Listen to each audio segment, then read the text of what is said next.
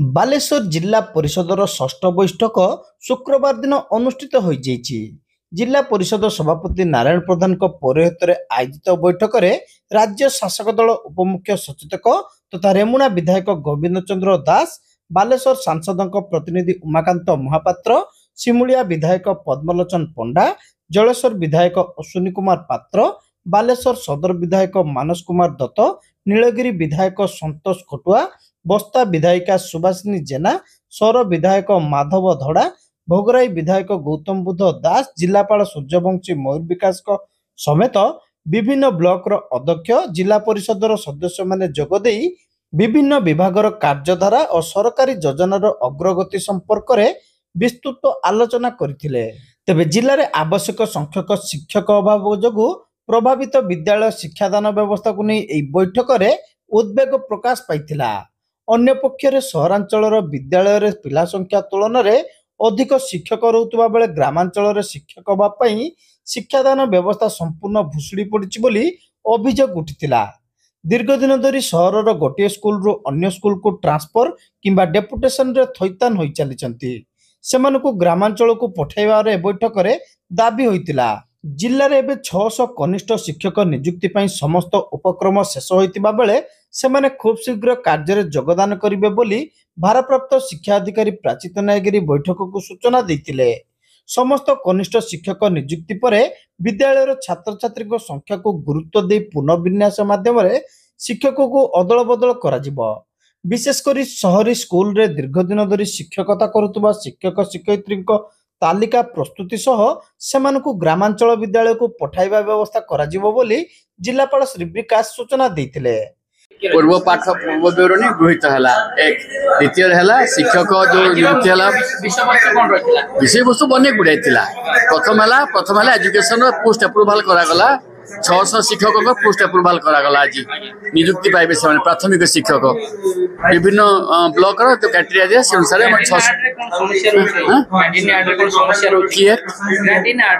Canteen add कथा तो गोटे डिस्कशन है जनरली डिस्कसन रे जो माने एमएलए माने देइछंती एटी नॉर्मली डेमोक्रेटिक सेटअप रे कि डिस्कशन करके जिला परिषद मेंबर सारे दवा कथा मोस्टली एमएलए माने को रिस्पांसिबिलिटी बेसी थाई सेतरे तेनु ए भली कथा सेटा हेची फ्लड कथा चुना हेची फ्लड रेस्क्यू कथा चुना हेची फ्लड ऑपरेशन हेची तार विषय रे रिहेबिलिटेशन कथा वर्तमान केमती हबो रास्ता डैमेज हेची कि घर डैमेज हेची तार जस्टिस पाइबा कथा लोक से कथा चुना हेची अधिक सदस्य उद्वेग प्रकाश कले अधिक सदस्य उद्वेग प्रकाश कले जोड़ी धरन आमर धरन जलसर किछि आमर विवाद नाही आम कन्फ्लुएंस किछि विवाद नाही आमे ठीक चल जोठी टिके एडजस्टमेंट रे असुविधा हेछि किछि आ एडजस्टमेंट धरन तो कोठी एमएलए पठाई चंती मेंबर्स मान को जानी नांती बा मेंबर्स मान को आलोचना कर निज दल एमएलए को जानी नांती कोठी मेंबर्स माने कर किछि प्रपोजल को बात पड़छि ए भली किछि कथा अछि आ मुझे देते सेटल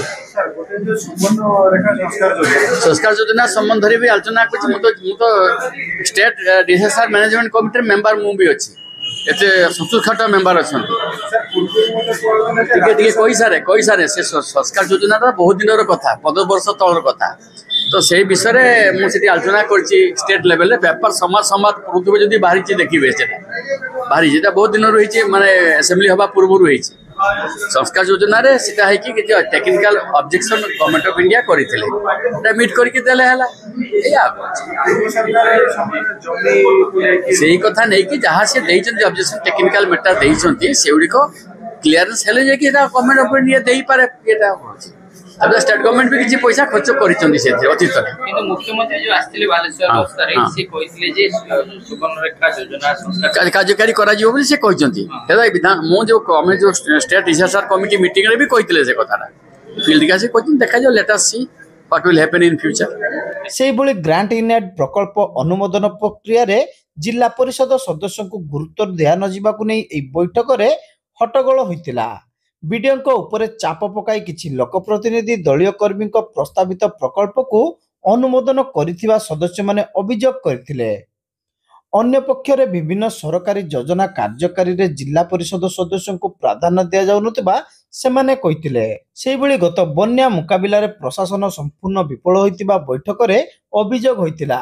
बन्या स्थिति उपजिबा नै पूर्वरु सूचना मिलिथिले भी प्रपीड़ितों पई आवश्यक परिमाणर शुक्ला खाद्य ଉପଲବ୍ଧ କରାଇବାରେ ପ୍ରଶାସନ ପକ୍ଷରୁ ଉଚିତ ପଦକ୍ଷେପ ନିଆଯାଇନଥିବା ଅଭିଯୋଗ ହୋଇଥିଲା। ବିଳମ୍ବରେ ହେଲେ ସୁଦ୍ଧା ଯାହା ରିଲିଫ ମିଳିଲା ତାହା ମଧ୍ୟ ଠିକ ଭାବରେ ବଣ୍ଟନ କରାଗଲା ନାହିଁ। ପାଣି ଛାଡ଼ିବା ପରେ ବନ୍ୟା ଦୁର୍ଗତଙ୍କୁ ଅତି କମରେ 7 ଦିନ ପାଇଁ ରିଲିଫ ଚାଉଳ ଦେବା କଥା, ମାତ୍ର ପ୍ରଶାସନ ସେ ବାବଦରେ କୌଣସି ପଦକ୍ଷେପ ନେଲେ ନାହିଁ। ବନ୍ୟା ପରିଚାଳନା ମଧ୍ୟ ଦଳୀୟ ଭିତ୍ତିରେ କରାଗଲା ବୋଲି ବସ୍ତା ବିଧାୟିକା ଶ୍ରୀମତୀ ଜେନା ଏବଂ ଭୋଗରାଇ ବିଧାୟକ ଶ୍ରୀ ଦାସ ଆରୋପ କରିଥିଲେ। ରାଜସ୍ୱ ଓ କୃଷି ବିଭାଗ କର୍ମଚାରୀ କ୍ଷେତ୍ରକୁ ନ ଯାଇ ଘରେ ବସି କ୍ଷୟକ୍ଷତିର ପ୍ରାଥମିକ ଆକଳନ ରିପୋର୍ଟ ପ୍ରସ୍ତୁତ କଲେ। ବନ୍ୟାକୁ 20 ଦିନ ବିତିବାକୁ ବସିଥିବା ବେଳେ ଅଦ୍ୟାବଧି କ୍ଷୟକ୍ଷତିର ଚୂଡ଼ାନ୍ତ ରିପୋର୍ଟ ପ୍ରସ୍ତୁତ ହୋଇନପାରିବା ଦୁର୍ଭାଗ୍ୟର ବିଷୟ ବୋଲି ସେମାନେ କହିଥିଲେ। ଅନ୍ୟପକ୍ଷରେ ଖୁବ୍ ଶୀଘ୍ର ରିପୋର୍ଟ ପ୍ରସ୍ତୁତ ହେବାକୁ ଯାଉଛି ବୋଲି ଜିଲ୍ଲାପାଳ ସମସ୍ତଙ୍କୁ ଅବଗତ କରାଇଥିଲେ। ସେହିଭଳି ଜିଲ୍ଲାର ବିପର୍ଯ୍ୟସ୍ତ ସ୍ୱାସ୍ଥ୍ୟ ସେବା ସ୍ଥିତିକୁ ନେଇ ଉପସ୍ଥିତ ଲୋକପ୍ରତିନିଧିମାନେ କ୍ଷୋଭ ପ୍ରକାଶ କରିଥିଲେ। ଅନୁରୂପ ଭାବେ ଜଳ ଯୋଗାଣ, ଉଠା ଜଳସେଚନ, ଖାଦ୍ୟ ଯୋଗାଣ, ଗ୍ରାମ୍ୟ ନିର୍ମାଣ, ପୂର୍ତ୍ତ, ସମାଜ ମଙ୍ଗଳ, ପର୍ଯ୍ୟଟନ ଓ ସଂସ୍କୃତି ବିଭାଗର କାର୍ଯ୍ୟକାରୀ ଯୋଜନା ଓ ପ୍ରକଳ୍ପର ସ୍ଥିତି ତଥା ଆଗାମୀ କାର୍ଯ୍ୟଧାରା ସମ୍ପର୍କରେ ବୈଠକରେ ଆଲୋଚନା କରାଯାଇଥିଲା। ପ୍ରାରମ୍ଭରେ ନିପୁଣ ଓଡ଼ିଶା ମିଶନ 2024ର ଲୋଗୋ, ଲିଫଲେଟ ଓ ସଙ୍ଗୀତର ଶୁଭ ଉନ୍ମୋଚନ କରାଯାଇଥିଲା। ଜିଲ୍ଲା ପରିଷଦ ମୁଖ୍ୟ ନିର୍ବାହୀ ଅଧିକାରୀ ବିଶ୍ୱରଞ୍ଜନ ନାୟକ ବିଭିନ୍ନ ଯୋଜନାର କାର୍ଯ୍ୟକାରିତା ସମ୍ପର୍କିତ ତଥ୍ୟ, ସରକାରୀ ନିୟମ ଏହି ବୈଠକରେ ଉପସ୍ଥାପନ କରିଥିବା ବେଳେ ଉପାଧ୍ୟକ୍ଷ ଅନୁସୂୟା ପ୍ରଧାନ ଶେଷରେ ଧନ୍ୟବାଦ ଦେଇଥିଲେ।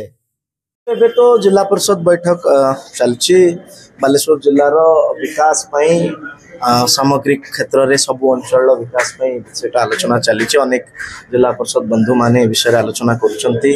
एबे बन्या कथा उठिथिला। बन्या रे को बळिया भाबरे माने सहायता राशि मुख्यमंत्री जो डिक्लेयर करिसंती ताहा केमिति साधारण लोकन पाखरे पहुंचीबो सेतमे अधिकारी मानन को कहा जाईछि। आपण भी जानि कि आश्चर्य हेबे एबे 200 ANM बालेश्वर जिला को आसुचंती, जोटा कि अनेक दिन हम गोटे दीर्घ दिन बालेश्वर वासी दाबी थिला सब सेंटर्स मानकरे PSC मानकरे जोटी ANM नथिले, GNM नथिले, से गुडी को खूब शीघ्र तांकर से दाबी पूर्ण होबा को जाउची। एबे CDMO सूचना देले बालेश्वर को नूतन 7 जन डाक्टर जो माने स्पेशलिस्ट अछंती से माने आसीबे। पाखापाखि 200 MBBS डाक्तर निजुक्ति OPSC माध्यम रे खूब शीघ्र हवा को भी जाउची, सेते स्पेशलिस्ट भी हेबे। भावुची ये जो 15-20 वर्ष हम बालेश्वरवासी गोटे डिमांड करी आसुले डाक्तर नहीं से जुगर अवसान घटिबो।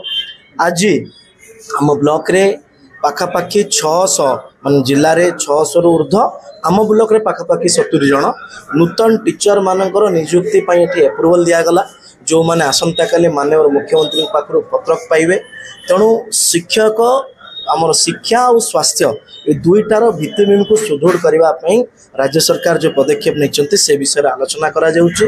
मु भावुची जोटा गत दिन मानकर अभाव देखा जाइतिला भित्तिभूमि विकास रे ताकू ये सरकार पूर्ण करिवो एवं समस्त मुहरे हस